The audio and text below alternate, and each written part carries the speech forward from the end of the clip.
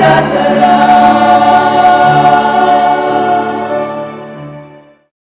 Bandung lagi-lagi darurat sampah.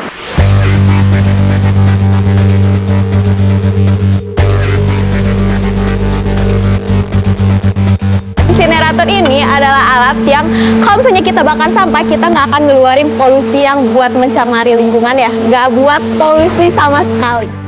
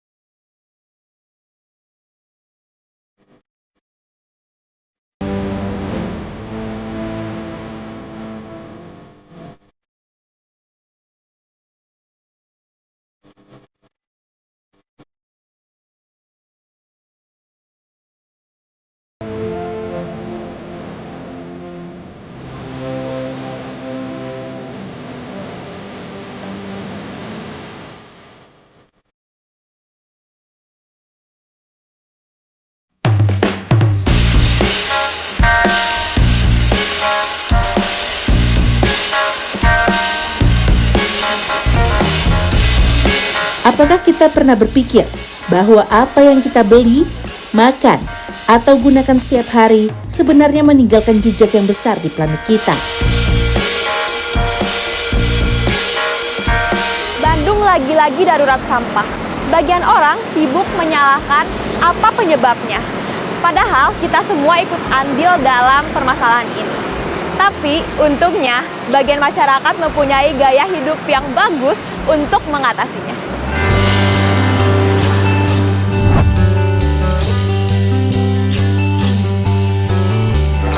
Setiap keputusan kecil, mulai dari memilih pakaian hingga cara kita mengelola sampah, berdampak bukan hanya pada lingkungan sekitar, tetapi juga pada iklim global. Ambil contoh mode cepat atau fast fashion yang kini sudah menjadi bagian dari gaya hidup banyak orang. Kita sering membeli pakaian hanya untuk mengejar tren tanpa berpikir panjang. Tanpa kita sadari, apa yang kita lakukan sehari-hari bisa mempengaruhi lingkungan kita. Seperti hobi koleksi baju yang akhirnya tidak terpakai dan menjadi sampah. Tapi tenang aja, semua itu ada solusinya.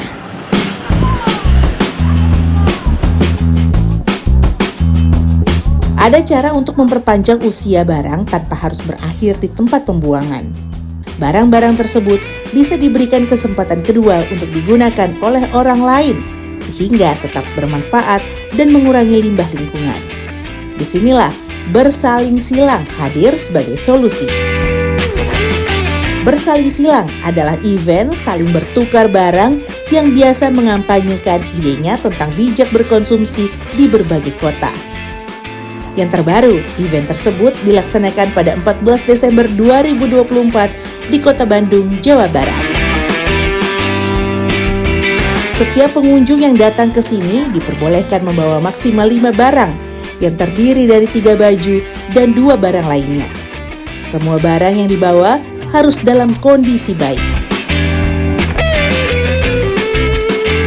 Aku cek dulu ya, biasanya kalau ada stain dan cacat seperti ini, aku nggak bisa lolosin kurasi. Aku kembalikan ke kamu atau didonasikan. Kamu maunya gimana? Donasi aja sih Kak. Jadi gini Sobat Bumi, kalau misalnya sebelum masuk ke sini kita harus kurasiin dulu nih. Kalau misalnya yang lolos, kita bisa langsung tuker ya Kak. Jadi apa? Jadi token. Biasanya aku kasih token, karena ini ada 4 items yang lolos, aku kasih 4. Oke, terima kasih. Dan kalau misalnya kita ada minus, kayak tas ini nih, ada cacatnya, kita bisa donasiin teman-teman. Token yang didapatkan dari per item barang yang lolos kurasi nantinya bisa ditukarkan dengan barang lain yang sudah dipajang. Antusiasme masyarakat terhadap event yang peduli lingkungan seperti ini ternyata luar biasa. Buktinya, banyak orang yang rela mengantre dan berdesakan untuk mengikutinya. Kak, boleh nanya nggak? Boleh. Kak, aku mau nanya nih, kalau misalnya kakak pernah nggak sih sebelumnya ke sini? Kalau aku pertama Pernah. kali. Aku sekarang yang kedua kali. Oh, sekarang yang kedua kali. Sebenarnya motivasi kakak untuk ikut saling silang ini tuh apa sih? Karena aku lumayan banyak baju yang jarang dipakai, terus juga udah numpuk di lemari gitu, pengen aku jual tapi gak laku-laku karena emang mungkin gak ada yang tertarik Selera kali orang ya. Kalau experience kakak di sini kayak gimana sih? Seru banget sih. Seru banget ya. Terus banyak banget stand-stand lain kan. Terus apalagi sekarang yang di Bandung sekarang ada lebih banyak standnya dibanding yang kemarin. Terus baju-bajunya juga masih bagus-bagus ya kak. Terus bagus, terus kayak masih banyak yang kekinian, nggak jadul gitu. Makanya aku juga sekarang sangat excited sih. Kakak juga ya? Iya. Semakin banyak yang sadar untuk mengurangi perilaku konsumtif, harapannya sampah fashion bisa terus berkurang. Karena setiap tahunnya, lebih dari 92 juta ton limbah tekstil berakhir di TPA. Produksi pakaian ini tidak hanya melibatkan bahan kimia berbahaya, tetapi juga menghabiskan sumber daya alam dalam jumlah besar, termasuk ribuan liter air untuk setiap potong pakaian. Akibatnya, industri tekstil menjadi salah satu kontributor utama emisi karbon di dunia, memperburuk krisis iklim yang sudah kita hadapi.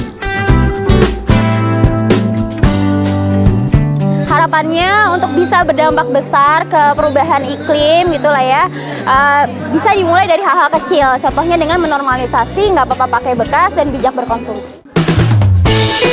Sebuah langkah kecil yang bisa berdampak besar baik bagi lingkungan, mengurangi sampah yang mencemari bumi, maupun bagi hidup kita sendiri. Dengan mengajarkan kita untuk bisa lebih menghargai apa yang kita miliki dan berbagi dengan orang lain. Ada juga berbagai acara serupa yang mengajarkan untuk mulai peduli dengan lingkungan.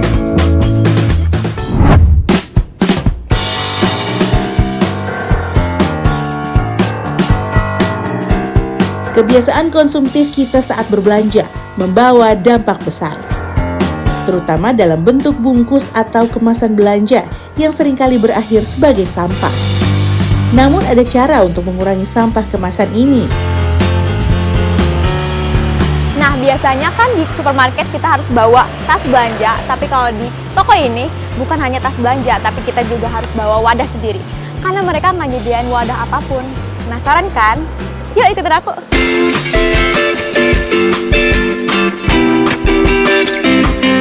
Di toko nol sampah, pengunjung bisa membeli berbagai kebutuhan pokok, mulai dari beras hingga sabun, namun dengan cara yang berbeda, tanpa kemasan.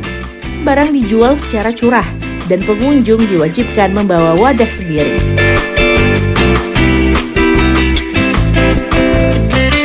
Sebenarnya sederhananya pengen jadi supporting system buat temen-temen terutama di daerah Bandung yang mereka udah nerapin gaya hidup zero waste atau baru mulai untuk belajar nerapin gaya hidup ini, supaya mereka punya sistem pendukung untuk nerapin itu, di mana bisa beli bumbu tanpa kemasan, di mana mereka bisa belanja pakai wadahnya sendiri.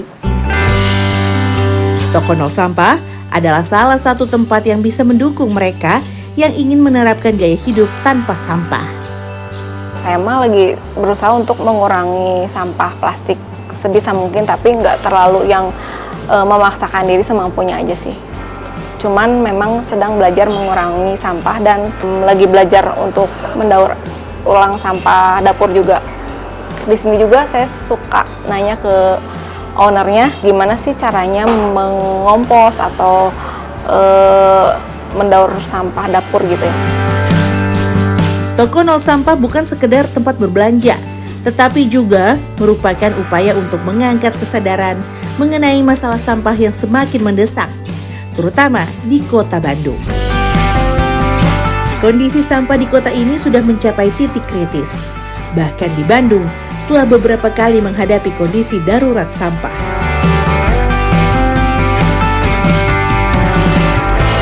Konsep yang terlihat sederhana ini tapi bisa memiliki dampak besar bagi upaya mengurangi sampah serta mengubah cara kita berpikir tentang konsumsi sehari-hari.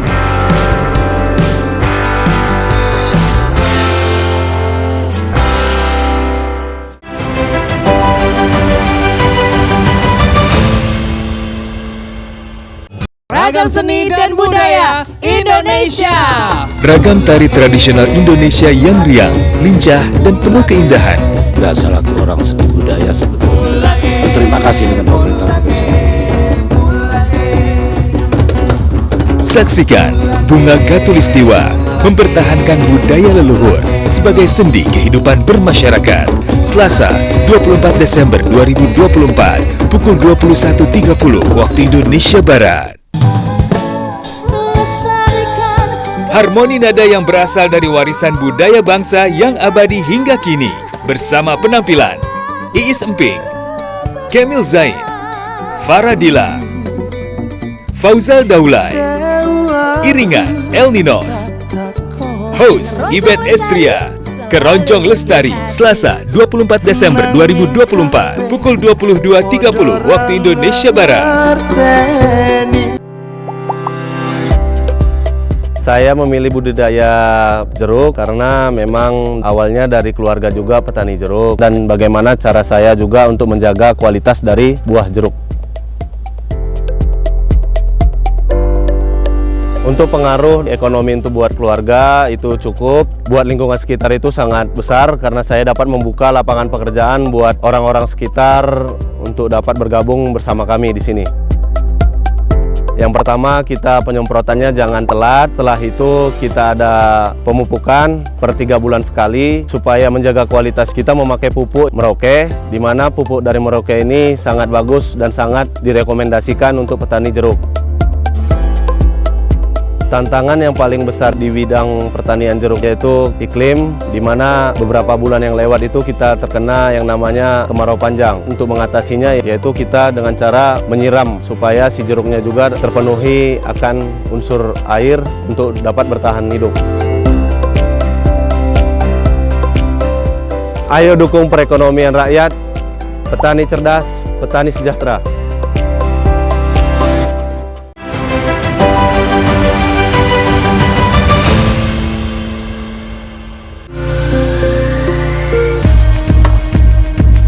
Bandung, seperti kota besar lainnya, menghadapi masalah serius dengan limbah. Dari gunungan sampah di TPA hingga kebiasaan membakar sampah, masalah ini membutuhkan solusi yang kreatif dan praktis. Pengelolaan limbah yang tidak memadai telah membuat kota ini mengalami darurat sampah.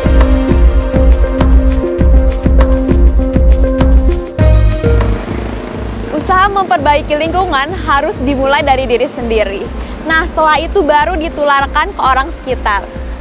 Di sini ada satu desa yang seluruh warganya sudah sangat peduli akan lingkungan. Desa Tarumajaya adalah sebuah desa yang berada di Kecamatan Kertasari, Kabupaten Bandung. Desa yang merupakan hulu Sungai Citarum ini sangat penting perannya terhadap kondisi lingkungan di Bandung Raya. Untungnya, masyarakat yang ada di sini sudah menerapkan pola hidup bersih. Salah satunya adalah cara pengolahan sampah.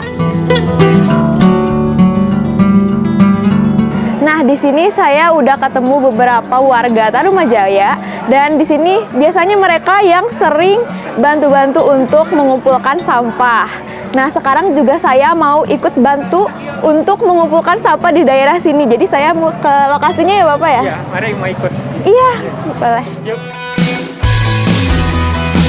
Desa Tarumajaya di Kabupaten Bandung telah memulai langkah penting dalam pengelolaan sampah. Warga desa secara aktif mengumpulkan sampah bukan hanya dari rumah ke rumah, tapi juga dari sekolah-sekolah untuk mengurangi volume sampah yang terbuang begitu saja.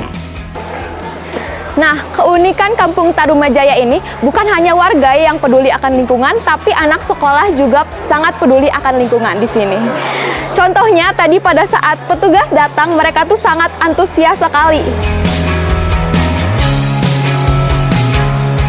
Pelibatan anak sekolah dalam pengumpulan sampah, baik di tingkat SD maupun SMP, bertujuan untuk membangun kebiasaan positif ini sejak usia dini. Jika kebiasaan positif seperti ini dibiasakan sejak usia dini, harapannya nilai-nilai tersebut akan tertanam kuat dan membawa dampak yang lebih besar di masa depan.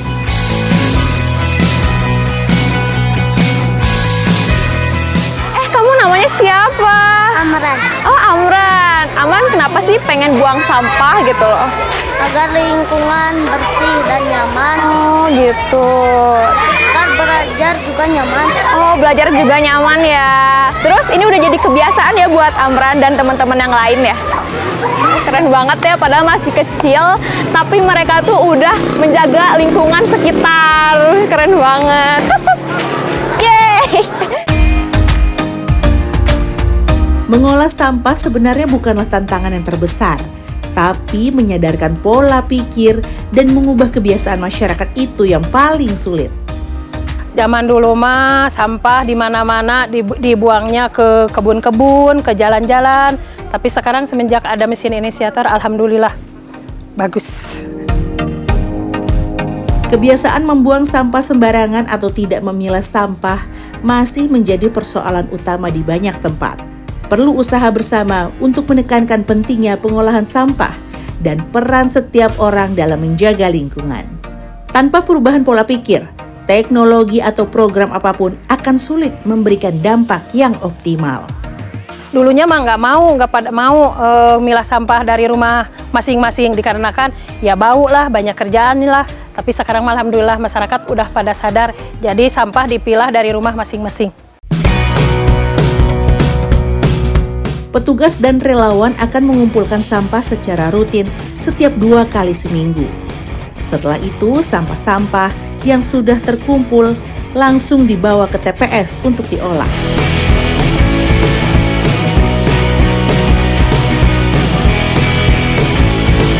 Nah, sebenarnya warga di sini tuh udah memilah sampah, cuma di sini kita pilah lagi dan kita pilih mana yang akan didaur ulang dan mana yang akan dibakar. Salah satu alasan kenapa warga semakin peduli terhadap pengolah sampah adalah adanya alat insinerator yang merupakan hibah dari Telkom University tahun 2023 lalu. Jadi ini nih yang jadi solusi warga Tarumajaya. Ini tuh namanya insinerator ya Pak ya? Iya, jadi insinerator ini adalah alat yang kalau misalnya kita bakar sampah, kita nggak akan ngeluarin polusi yang buat mencemari lingkungan ya. Nggak buat polusi sama sekali. Alat ini memungkinkan pemusnahan sampah secara lebih ramah lingkungan dan membantu mengurangi volume sampah yang masuk ke TPA. Mempunyai alat telurator bukan berarti masalah sampah selesai. Warga desa harus terus memilah jenis sampah dengan cermat agar pembakaran dapat berjalan sempurna dan menurunkan risiko terjadinya polusi. Oleh karena itu, edukasi pemilahan sampah menjadi penting untuk mendukung efektivitas pengolahan sampah, sehingga limbah yang ditangani tidak hanya lebih aman, tetapi juga lebih ramah lingkungan. Pengajaran tentang cara memilah sampah dari sedini mungkin, terutama di tingkat rumah tangga, menjadi kunci agar masalah sampah di Desa Tarumajaya dapat tertangani dengan lebih efektif dan berkelanjutan. Alhamdulillah dengan adanya TPS 3R ini menjadi solusi yang tadinya negatif sekarang menjadi positif. Karena di sini tuh sampah bisa diselesaikan sebetulnya. Di mana sampah organiknya bisa menjadi pupuk organik ya dalam kemasan itu. Dan sampah yang keringnya bisa untuk dijual sehingga ada nilai tambah juga untuk para pengelola di sini. Dan sampah residunya itu diselesaikan, dibakar di insinerator ini. Jadi masalah sampah di kawasan 3RW ini insya Allah clear. Sampah organik yang terkumpul digunakan untuk pembuatan pupuk yang kemudian dimanfaatkan di kebun-kebun warga. Nah, ini nih hasil pupuk yang dari bahan organik tadi. Jadi ini tuh dibuat dari sampah-sampah organik. Kan kalau misalnya yang kering tuh akan dibakar. Tapi kalau sampah-sampah organik akan dibuat menjadi pupuk organik dan langsung diaplikasikan ke tanaman yang ada di sini nih. Inisiatif ini tidak hanya mengurangi limbah, tetapi juga memberikan manfaat bagi pertanian lokal dengan menyediakan pupuk alami yang lebih ramah lingkungan daripada pupuk kimia. Kami harus memberikan contoh kepada yang lain bahwa dari hulu pun kita sudah mulai dilakukan sesuatu yang baik masalah sampah ini. Dan sampah itu memang harus kita selesaikan dari rumah tangga masing-masing ini tidak bisa dilaksanakan oleh kami dari pihak pemerintah, tapi harus semua pihak harus ikut bersama-sama menyelesaikan masalah sampah ini.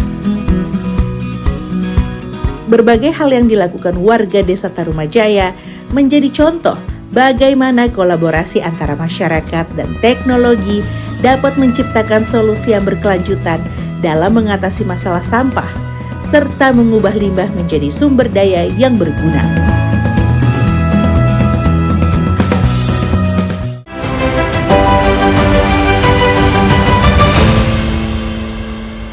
Ragam seni dan budaya Indonesia. Ragam tari tradisional Indonesia yang riang, lincah, dan penuh keindahan. Gak salah orang seni budaya sebetulnya. Terima kasih dengan pemerintah profesional. Saksikan Bunga Katulistiwa mempertahankan budaya leluhur sebagai sendi kehidupan bermasyarakat. Selasa, 24 Desember 2024, pukul 21.30 waktu Indonesia Barat. Harmoni nada yang berasal dari warisan budaya bangsa yang abadi hingga kini, bersama penampilan Iis Emping, Kemil Zain, Faradila, Fauzal Daulay, iringan El Ninos, host Ibet Estria, Keroncong Lestari. Selasa 24 Desember 2024 pukul 22.30 waktu Indonesia Barat.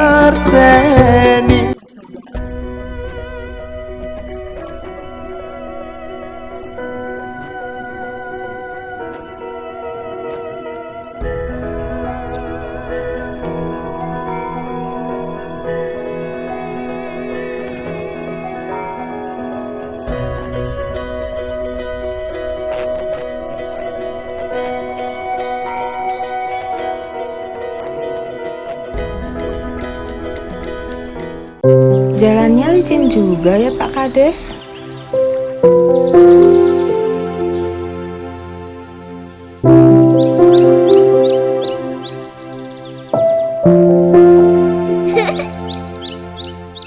Pak Kades? Iya Bu. Itu anaknya siapa? Itu anaknya Pak Medi Bu Dokter. Oh, bisa antar kami ke rumah Pak Medi? Boleh, boleh. Mari.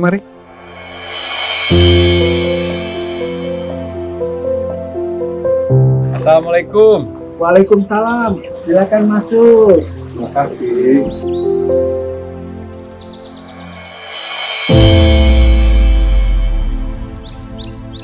Pola makannya harus dijaga ya Bu. Harus dengan gizi yang seimbang. Jangan lupa periksa kehamilannya secara teratur. Jaga kehamilan istrinya Pak. Bila dibiarkan akan stunting.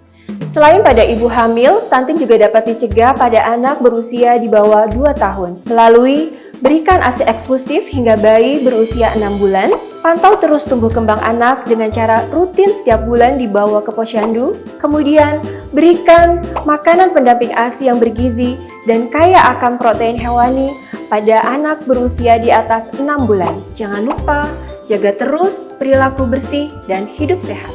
Berantas stunting, wujudkan generasi emas Indonesia.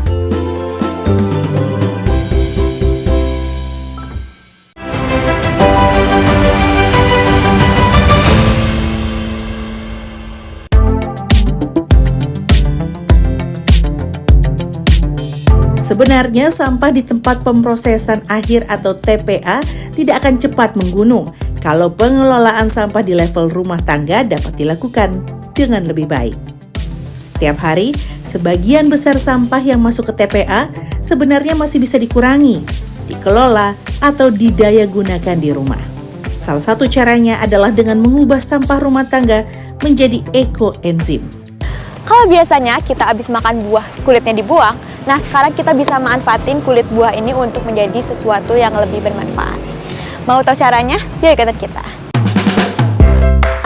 Ekoenzim menjadi solusi kreatif untuk mengelola sampah rumah tangga dengan memanfaatkan limbah organik menjadi cairan serbaguna yang ramah lingkungan. Cairan ini dihasilkan melalui fermentasi kulit buah atau sisa sayuran yang dicampur dengan gula dan air dan dapat digunakan untuk berbagai keperluan seperti pupuk, pembersih rumah, atau pengendali hama. Proses pembuatan ekoenzim dimulai dengan menyiapkan 3 bahan utama, yaitu gula, limbah organik, dan air dengan pembanding 1:3:10. Jadi ternyata kita tuh lebih bagus untuk mengaduknya itu dengan tangan, karena tangan kita memiliki bakteri baik yang bisa memperbagus untuk fermentasi ini. Gula atau molase dilarutkan dengan air, lalu sisa sayuran atau kulit buah dimasukkan ke dalamnya.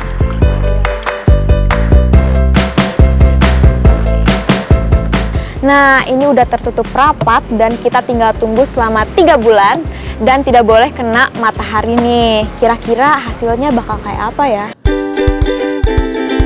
Campuran ini kemudian disimpan di dalam wadah kedap udara selama 3 bulan agar proses fermentasi berlangsung. Hasilnya adalah cairan dengan berbagai manfaat, sedangkan ampasnya dapat digunakan untuk kompos. Tong atau wadah yang digunakan untuk fermentasi ekoenzim harus disimpan di tempat yang terlindung dari sinar matahari langsung. Paparan sinar matahari dapat mempengaruhi proses fermentasi dan menyebabkan kualitas hasil menjadi tidak optimal. Pastikan wadah tertutup rapat, tapi tetap ada sedikit celah untuk mengeluarkan gas hasil fermentasi agar tidak menyebabkan tekanan berlebih di dalam wadah. Jadi kita akan membuka hasil fermentasi dari limbah organik nih. Aku penasaran banget sih, karena ini difermentasi selama 3 bulan. Kira-kira kayak apa ya hasilnya? Wow. Wangi kan? Iya loh, gak bau sama sekali ya. Ciri-ciri ekoenzim yang berhasil dapat dilihat dari beberapa hal. Pertama, warna cairan berubah menjadi coklat tua atau kehitaman, menunjukkan bahwa fermentasi berjalan baik. Kedua, bau cairan menyerupai aroma asam manis seperti tapai atau cuka alami, tanpa ada bau busuk atau menyengat yang tidak sedap. Ketiga, tidak ada jamur atau endapan berwarna keputihan di permukaan wadah. Meskipun ada sedikit, endapan di dasar wadah ini masih normal. Keempat, cairan tidak terlalu berbusa saat digoyangkan, yang menandakan proses fermentasi sudah selesai. Ini tuh adalah salah satu manfaat sederhana dari fermentasi tersebut. Jadi bisa menghaluskan kulit kita dan bisa digunakan sebagai masker juga ya. Iya. Hasil ekoenzim yang berhasil akan tetap stabil dan bisa digunakan untuk berbagai kegunaan, seperti pembersih atau pupuk alami. Sekarang kita akan buktikan langsung manfaat ekoenzim untuk membersihkan lantai. Untuk membersihkan lantai, ekoenzim bisa dicampurkan ke dalam air pel dengan perbandingan sekitar 1:10, di mana 1 bagian ekoenzim dilarutkan dalam 10 bagian air. Campuran ini bukan hanya membersihkan, tetapi juga memberikan aroma segar alami dan menjauhkan serangga. Cairan ini mampu menghilangkan noda minyak dan debu dengan efektif, tanpa meninggalkan residu kimia berbahaya. Keren banget ya, padahal cuma pakai ekoenzim tapi jadi keset, terus wangi juga dan bersih pastinya. Iya, bisa mengangkat kotoran dan minyak. Iya, betul sekali. Pengembangan turunan ekoenzim membuktikan bahwa sampah organik bisa menjadi solusi lingkungan yang nyata. Kegunaan ini untuk menunjukkan bagaimana limbah organik yang seringkali dianggap tak berguna dapat diubah menjadi produk yang bernilai yang mendukung kehidupan lebih ramah lingkungan. Setiap langkah kecil yang kita ambil memiliki dampak besar bagi lingkungan. Tidak ada perubahan yang instan, tetapi dengan kesadaran dan usaha bersama, kita bisa menciptakan masa depan yang lebih baik.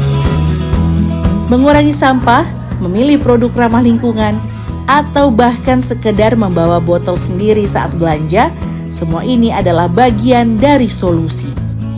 Mari bersama-sama menjaga bumi ini, bukan hanya kita, tetapi juga untuk generasi mendatang.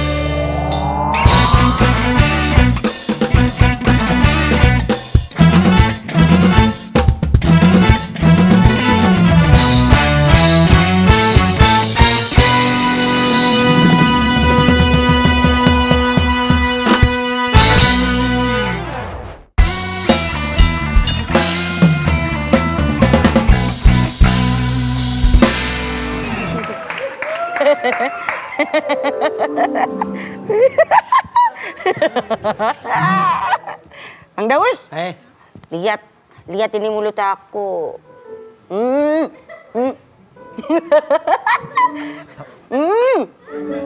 Nelan apaan sih? Lu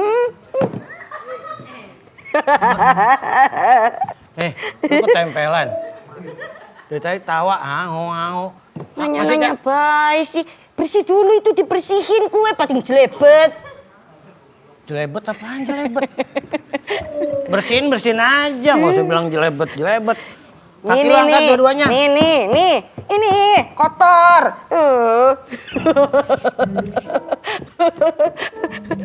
Ini nih, kayak belum ngarepin nyong. Lu nyuruh-nyuruh. Lah ya nyuruh. Lu karyawan baru, jangan sok-sokan. Lah, siapa yang sok-sokan? Lah kan emang tugasnya bersih-bersih. Bersih-bersih yang bikin kotor lu juga. Lah, mana ada? Kulit lu pada rontok tadi lewat.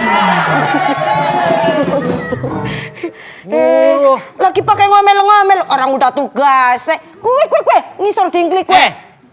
Pak Rudi aja, yang bos aja nggak berani nyuruh gua. Hah? Masa iya? Lah iya. Lah dia mantu gua. Mantu. Iya, kucing gua dikawinin sama dia. Dikawinin. Tapi itu loh Bang Daus, yang bener aja kalau bersih-bersih, buset.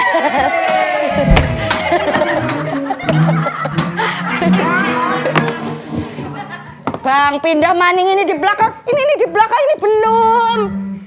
Wah, lama-lama nih ya. Lama-lama capek. Lama-lama gua lem juga mulut lu ya. Gua ini belum kelar. Ini gua belum kelar, udah nyuruh ke sono. Malah lu bilang ada maling lagi. Las, maling? Tadi. Mana ada bilang maling? Tadi. Ini. Itu di belakang tempatnya nyong kerja jaga. Mana lu gak bisa lu nyuruh. Lu mendingan gua aja lu. Lu berdua ribut aja kayak mantili sama Asmini lu. Nih, Bang. Apaan sih? Iya, Kang Kimo, kayak Kang Kimo. Pak Mahmud gini, ini dia. Nama saya udah disebut. Hah? Kimau. Kenapa jadi Mahmud? Lalu nengok gua panggil. Kalau gua nengok gua bawa buah. Masa nengok gak bawa buah? Itu namanya jenguk. Nah, nih ada masalah apa nih? Nih, ribut-ribut aja lu. Saya lagi nyapu. Tiba-tiba dia main lewatnya bawa mobil. Debus. Tuh kan, Pak, saya dikata debus. Debus. Ini bahasa Jawa British kayak gini. Jawa British ada gitu. Kalau ada masalah, itu kita harus menyelesaikan dengan kepala dingin. Kepala dingin.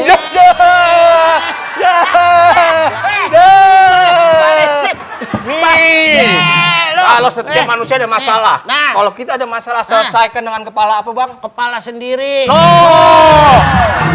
Enggak. Gak bisa kita kepala orang, gak bisa. Nah, nyong ngerti ini kan kepala dingin. Gak bisa, kepala dingin. Taruh kulkas kepala lo. Kepala dingin gimana nih ceritanya? Emang ada, lu pernah ngeliat apa kepala meriang? Gak ada. Dengerin senior kalau ngasih tahu. Kalau susah dikasih tahu itu namanya kepala batu. Kepala batu. Kepala batu. Norak lo. Kepala batu. Orang tuh kalau susah dikasih tahu, itu ada istilahnya namanya kepala apa, Bang? Kepala